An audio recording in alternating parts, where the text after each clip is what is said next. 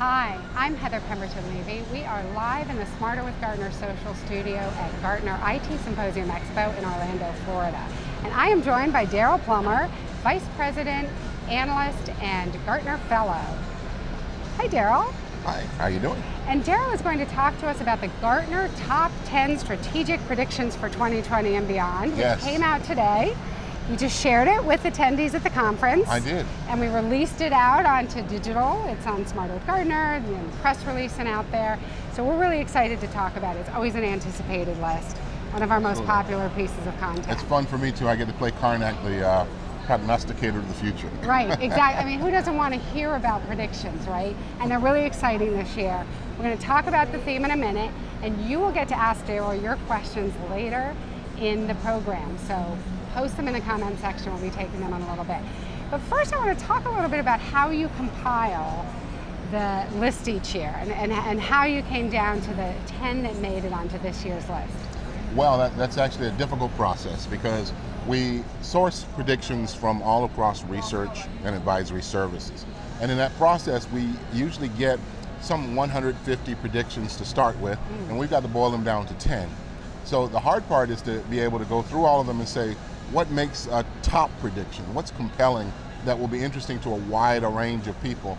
And then we boil it down to about 30 on the first run, and then we have to get down from 30 to that 10, and that's a very, very difficult process. Now sometimes we wind up getting down to 6 or 7 that are left, and we have to figure out how we're going to build back up to 10. Oh, really? Oh, yes, because every now and then a prediction will fall through, so we have to build back up. But it's a laborious process with a team of 5 or 6 of us working across research to make sure that we've got the right topics. And are the Gartner analysts submitting different ones and voting and making arguments for them, or does it really just come down to that team that's kind of arguing back and forth, hey, I think this is important, and CIOs, IT leaders need to be aware of it? Oh, certainly the analysts will submit the predictions. We have a board of chiefs of research, different people from different parts of research, which will vote on which ones are the more compelling ones, and then the core team is going to go through and actually narrow and refine that last group down to 10. So there are multiple stages where voting happens, but eventually the team has to decide, is this going to work or not? Right. And what's important is that they aren't just technologies, they're about technology, but they're predictions. Absolutely. So can you talk a little bit about the distinction there? Absolutely. The strategic predictions, we try to make them strategic, not just about technology.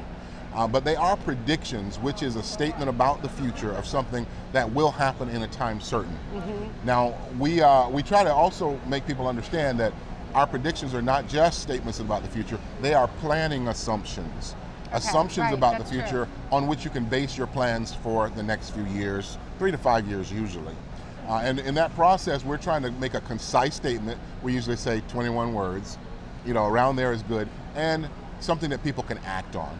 And that's how we distinguish them from just talking about the future. Right, so act on, you mean, I need to be thinking about this and aware of it for my horizon, for strategy, for business overall, not just the IT department, right? Absolutely, yes. The idea is that we're going to make them aware, the reader has to be aware of things that they must have on their radar now, because acting later will mean you're acting too late. And these predictions are supposed to be strategic, so they will cover business, they will cover technology, they will cover individuals, society, any area is fair game for a top prediction. But the idea here is to make sure that we get something that says there is a compelling reason that you should do something about it. Right, and I think that's important to remember as we go through the list, because sometimes they sound a little far out, but what Daryl's really pointing out is that we had this group come together and say, these are the predictions it's important to be aware of for your planning now. Important to note is that we don't always cover every topic. The goal is not to cover every topic. The goal is to find compelling strategic planning assumptions that should be acted on starting now. Okay. So if you don't see a prediction that you wanted to hear about, that doesn't mean we haven't written it. It just means it didn't make the top 10. We have about 600 other predictions that we publish around the same time. True, and those will be coming out in research over the next several months, correct? Absolutely. Right, Absolutely. This is kind of the beginning of prediction season at Gartner. Okay, so let's talk about the theme, because then once you cull through that big list of a couple hundred and come down to 10, you then have to pick a theme, or you organize into a theme. How does that come about? another difficult process because the predictions can come from anywhere, and therefore they may have no direct relationship to one another. However, what I've done this more than 15 years, and it's an interesting process where we have to figure out what the connections are. And oftentimes there are indirect connections between the predictions. When you find the indirect connections, you will be able to find a storyline in there. For instance, our theme this year is that the technology is changing the human condition. And when we look at that, we think, well, how is technology affecting humanity? How is it affecting what we call human? And then we say, well, what's a common thing about affecting humans? Well, we relate to technology in different ways. Different people, for different things, relate to technology in different ways. So that led us to a second half part of the theme, which was to changing our relationship to technology. And then lastly, we said, well, what if people get disappointed or they get scared? What's their response to it? Right. And that gave us the third part of our theme, which is changing and resetting your expectations about what technology will do. Okay. All right, now we're really curious. Let's get into the predictions. So the theme is how humans are interacting with technology, or how technology is changing the human condition, which I think is really compelling. Yes. We're all kind of living that right now. And of course there are there are optimistic elements to that, and a number of them cover that, and some not quite as much. Let's talk about the first one. What's the first prediction? Well, the first prediction is really about something that comes out of the fact that we are at the first point in human history where we're able to actually change the nature of what it means to be human. Typically the human condition, humanity has ruminated on what the human condition is since we've been able to ruminate. And we've absolutely been able to look out and say, are we living happy lives? Where do we live? How do we think about life? How do we treat one another? And so forth. That changes as societies change. But what it means to be human pretty much remains the same. Now, we've gotten to a point where we can actually now begin to alter things that are part of what human beings are. For instance, embedding technology in the human body. When you start doing that, you create a situation where human beings are able to do things that they couldn't do before. And those things are increasingly digital things, connecting them to the world. So we're actually talking about what happens when you get to a point where technology is embedded in the human body, enhancing and augmenting human beings, and they come to work. What then? So the first prediction is really about the fact that we're going to see an extension of bring your own device policies. Remember that when you used to bring a smartphone from home? Oh yeah, everybody was afraid, they're going to bring their smartphones, and what do we do about it? What happens when someone walks in and they've got a flash drive embedded behind their ear, or they've got a network chip embedded in their hand so that they can actually connect to your network and you don't even know they have a device. So policies about bring your own enhancement now must be created. And we'll extend bring your own device to get to that point. Okay, very interesting. Bring your own enhancement. And then the second one is also about augmenting the human condition, correct? Well, it is, but it's augmenting in a different way. Now, we have forever dealt with the fact that some human beings have disabilities. Disabilities will prevent a human being from reaching the full physical potential of the human form. And we know that those with disabilities will struggle to be able to do some of the things that normal, able-bodied individuals, right? And the idea of what's normal is actually changing. So an able-bodied individual might be able to run a certain speed, but a disabled person who has lost their legs for some reason and are given blades as replacements can run faster than an able-bodied person who has normal, ordinary legs. So what I always say is disabilities are leading us to generating super abilities, where those who are disabled go super normal. They go beyond the norm that human beings are used to doing. And that's what we're talking about here. We're saying that by 2023, the number of people with disabilities that are working is going to triple because of the use of AI and advanced emerging technologies. These technologies will make it possible for someone who is perhaps a paraplegic to actually interact with the rest of the world or to do a job. There's a project called Dawn Cafe, which was started late 2018. It was a temporary project that allowed people who were isolated in a situation where they were paralyzed to be able to control a robot in a cafe. So the robot would serve people in the cafe, but it's being controlled by someone who can't move. They're using a combination of eye control, eye movements, a combination of thought control even, to be able to control these remote devices and participate as a valued member of that workforce. So we're seeing that ability turn into a super ability, because I can't do that.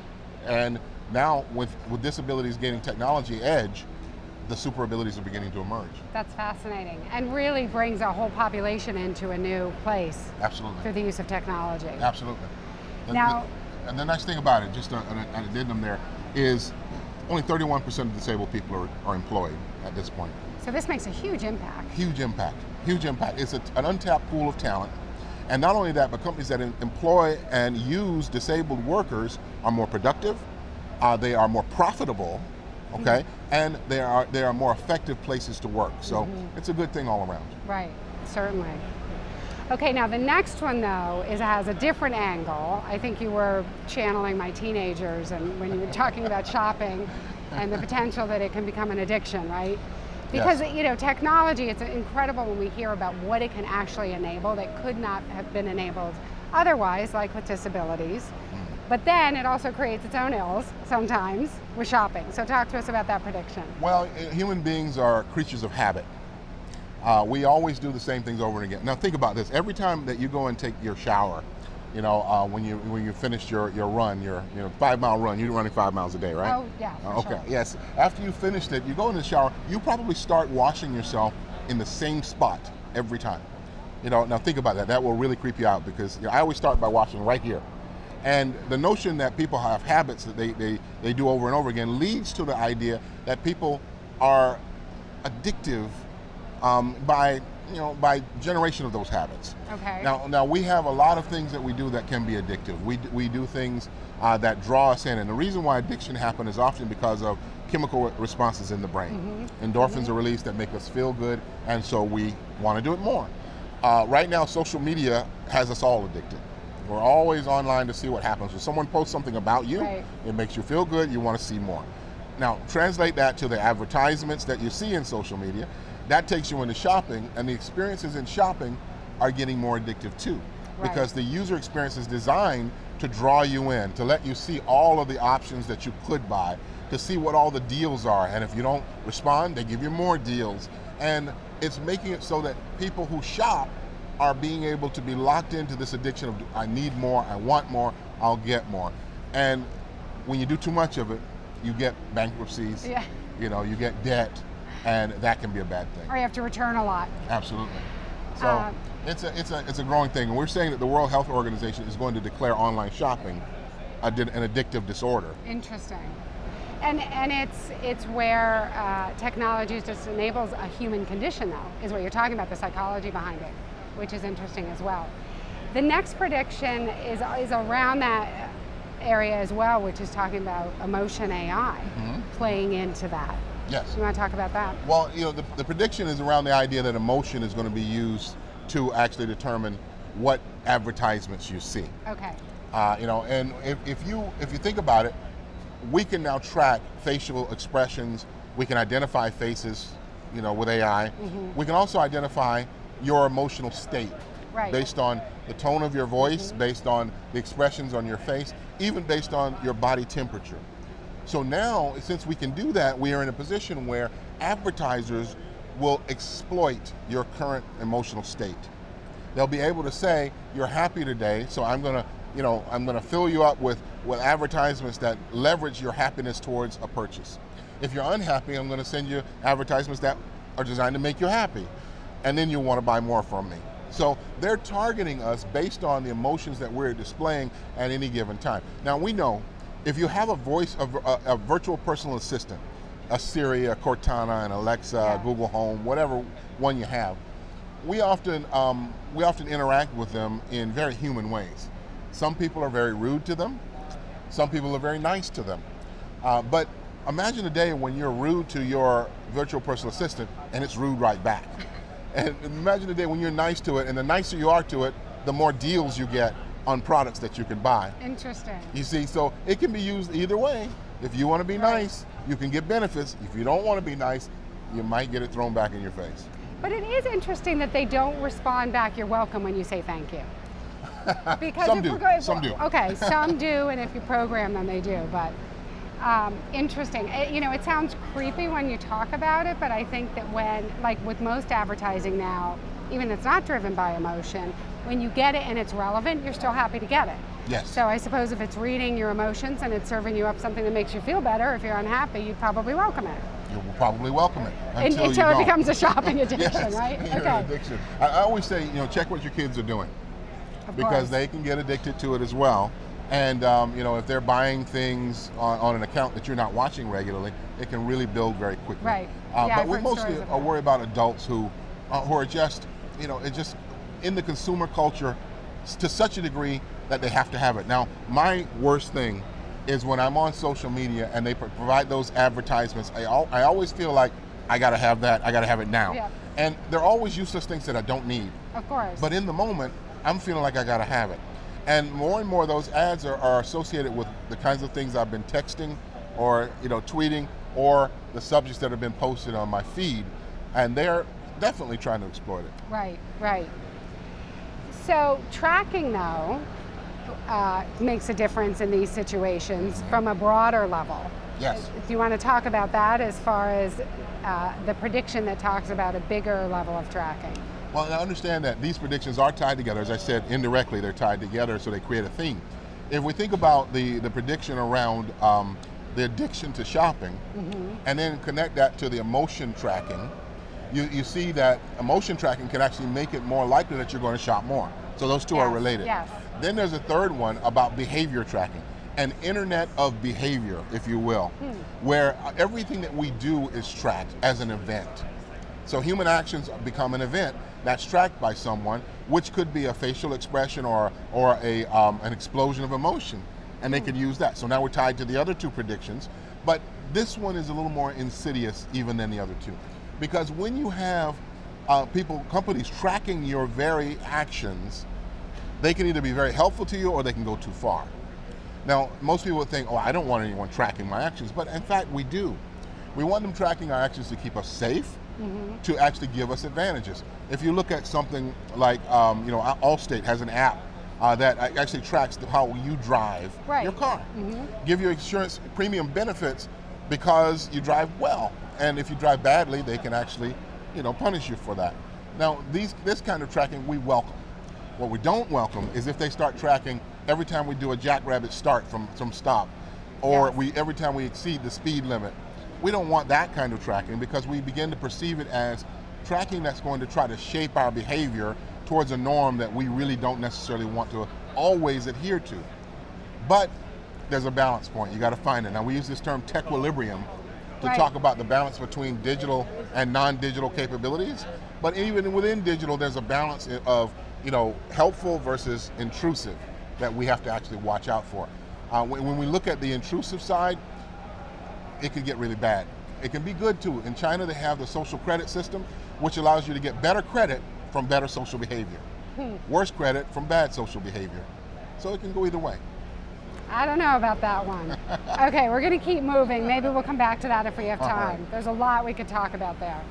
The next one is tied more to the workplace. I think this is interesting when you think about what's possible to really get into productivity in the workplace. Sure. Want to talk about that? Well, the next prediction that we had was about the idea that when you're working, you are confined by the applications that you're given to use. True.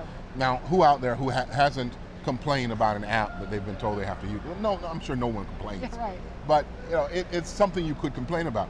Well, what we're saying now is that business workers in the workforce are going to orchestrate their business application experiences the same way that they orchestrate their music listening experiences. Like a playlist. Oh, your playlist, absolutely. Now, in a lot of music services, we don't have just playlists anymore. We have, a listening experience that's based on potentially our mood, certainly based on the kind of music we listen to and where we might be or what time of day it is even. But the idea of being able to pick the application function that you want at a given point in time, because you need to work in a given style or on a given project, will be more like that. Now, you might, if you're a developer, you're probably thinking, no, you got to write code and you got to reconfigure it, and apps have a purpose and a place. They do.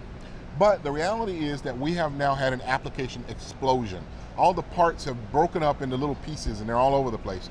We access them through application programming interfaces. Right. We have now data that is available to us through streams. We have components and containers and everything and services all broken apart. What we have to do is now orchestrate them into what we want. And the tools are getting easier to do this. I use the example of Microsoft's Power BI and their Power Apps tools, which allow the average person to be able to orchestrate how their app function works and to be able to create an experience that's more tailored to them at a given point in time. So when you can do that, you get more satisfied workers who are more effective in their jobs. Right. They have more control over the apps. Absolutely. Sure. Kind of like back when we had BYO, bring your own device. Okay, if you have questions for Daryl, we're going to take them in just a couple minutes, so post them in the comment section. We're going to make it through the next 4 predictions. Sure. In just a couple minutes, so these are the speed predictions, okay? We're getting to the back of the list. Let's see. The next one has to do with mobile cryptocurrency. Yes. Can you fill us in on that? It's a quick one. We realize that not everyone in the world has a bank account. And but we realize also that more people in the world have mobile services than have a bank account. Mm-hmm. And when we think about this, right. Cryptocurrencies are a way of paying for things without you needing a bank account. Instead, you'll have a mobile cryptocurrency account, accessible through your phone, through mobile cryptocurrency payment systems, and you'll be able to do that. Now, when you look at Asia Pacific, there's going to be a huge rise in the number of people, 700 million some odd people rising over the next few years in having those cryptocurrency accounts. In sub-Saharan Africa, same thing. They're coming in with these accounts. And so what we're saying is that people who don't have a bank account are going to have a mobile cryptocurrency account to actually make payments. They'll just skip right there. They'll skip right through. Okay. And then the next one on blockchain, related but different, because Yes. blockchain is an underlying technology very different than just the cryptocurrency. Absolutely. Blockchain is used for cryptocurrency systems. Yes. And its fabrics underneath it, like Hyperledger, can be used for that. But it's also a good system, it turns out, for being able to detect variances in content. In other words, fake content can be identified through blockchain. Now, we introduced in 2000 a term called counterfeit reality. Counterfeit reality was a term that described the intentional creation of video, audio, and textual content that was convincingly real, but in fact was entirely fake. Now, in today's world, that's called either fake news, if you're looking in the more broad political sense, or it's called deep fakes. Right. When you're looking at videos. So we're seeing more and more videos that are created that are showing people doing something where you believe it's absolutely real, which isn't. And it's not just doctored videos, it's whole production of a fake a representation. So blockchain can be used to actually detect variances, inconsistencies, and to authenticate that content as fake or real. So the prediction is that we're going to see a great deal of use of blockchain to authenticate the reality of content. Which is a good use of that, for Absolutely. sure, because we're Absolutely. seeing so many issues there. Many people have said blockchain is a solution searching for a problem. Right. But in fact, it's not. Blockchain can be used in a lot of different ways. This is clearly a problem, and one which blockchain can affect. Absolutely. Okay, number 9 has also to do with some oversight. Yes? Correct? Yes. Number 9 is really about the idea that the G7 is going to G7 countries are going Yes. to be looking for certifications for AI developers who are doing life-critical work.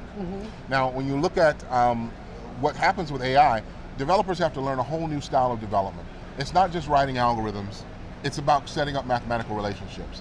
And most people who use those solutions will never understand how the decisions in those systems are actually made. So if you want to trust developers to build life-critical systems, right? Let's say you go to the hospital, the doctor says you have to have an operation. You say, well, thank you, doc, I know you're good at it, you'll be there. And he says, I'll be there, but I won't be doing the operation. It's going to be a surgical robot doing the operation. At that point, I'm hoping you'll ask, who's the programmer? Who wrote these AI routines for this surgical robot? Because I want to know if they're certified the way my surgeon would have been. The programmers hold all the power. They hold the power and they hold the ability to actually cause chaos. So we're saying there's going to be an interest from the G7 countries to get certifications for those AI developers. Interesting. Okay.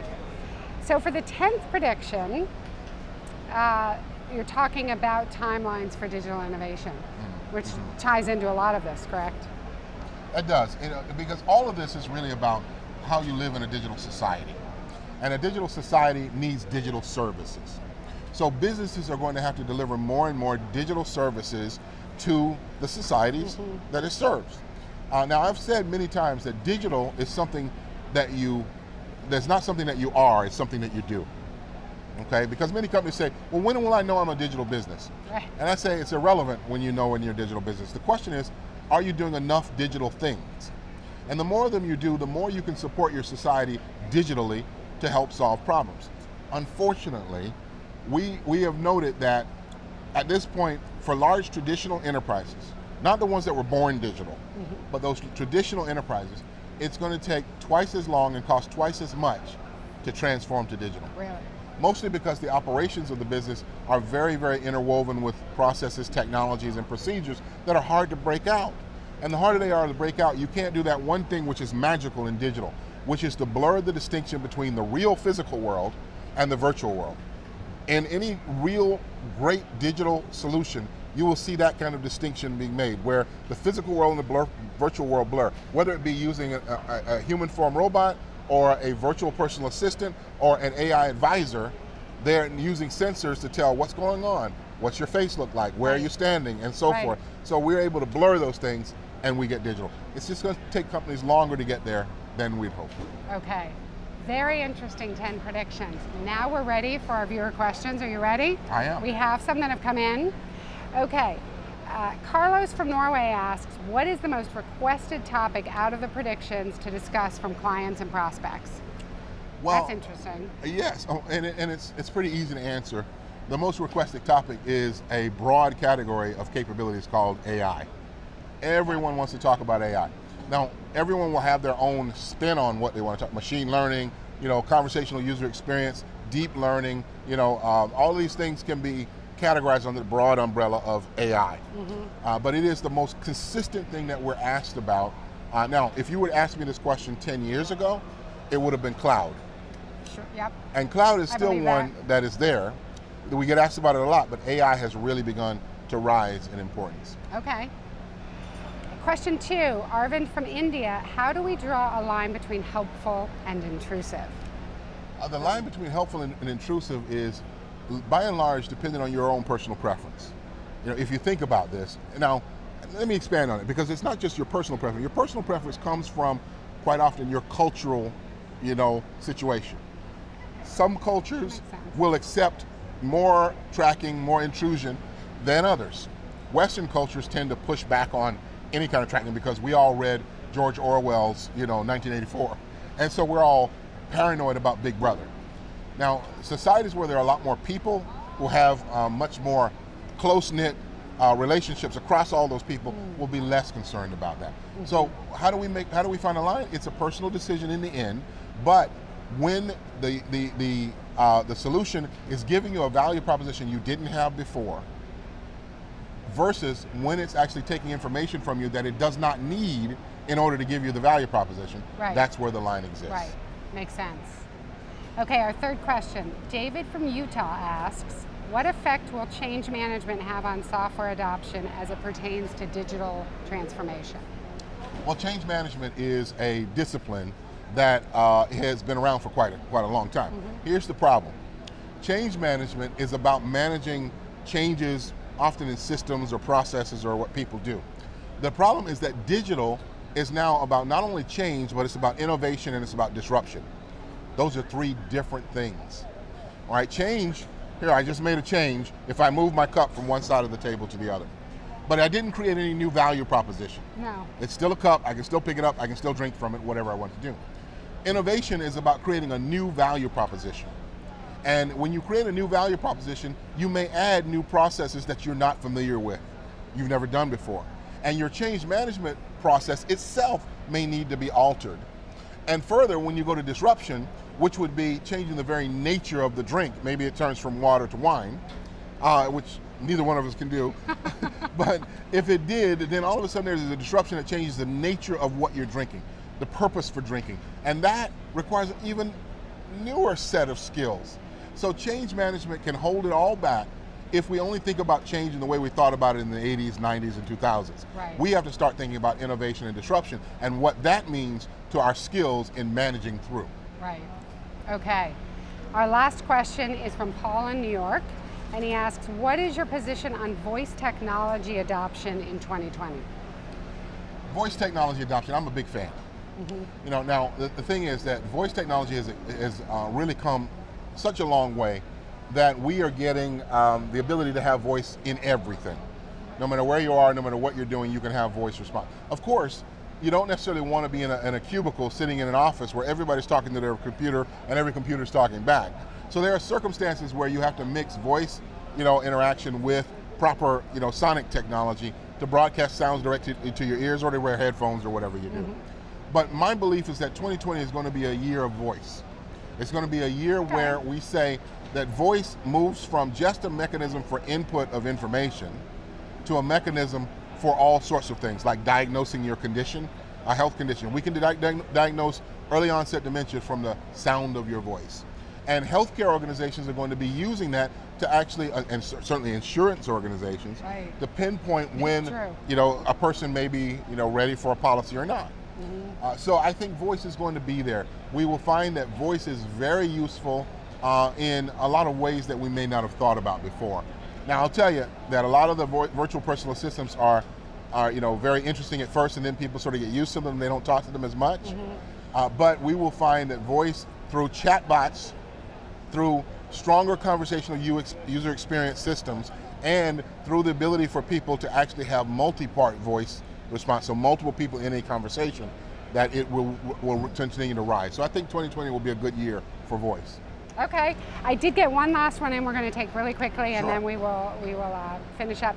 Kathleen from Belgium asks, how soon will we see practical implementations of blockchain given the technical challenges? This is a tricky one. Practical implementations of blockchain already exist. There are some practical implementations in power generation. There are practical implementations in financial services, where ecosystems of financial companies that are performing transactions work through a blockchain to actually generate community trust around those transactions. But I gather the question is really going to, when is it going to hit sort of a breakthrough point where we see them widespread? And it's actually going to take a little longer than we might have hoped, because we are looking at a situation where a lot of companies just don't know what to use blockchain to do. What do you do with it? So they're still trying to figure that out. And they've got to figure out that using blockchain is about ecosystems, about joining groups of others, not just doing something as if you own a database on your own. So we will see probably a few more years before we get to the point where some of these breakthrough things begin to happen that are more routine. I would even give it 5 years before it becomes something that everybody expects all the time. Right, makes sense. Okay, now we have just a couple closing questions about your experience at Gartner IT Symposium Expo. How many of you attended? How many of these conferences have you attended?